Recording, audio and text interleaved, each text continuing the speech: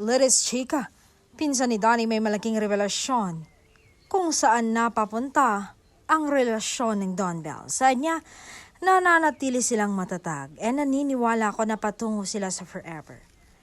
Malakas ang dalawang iyon, matatag ang pundasyon, center si God, at kahit naghiwalay sila bilang love team, hindi yan maghihiwalay in real life.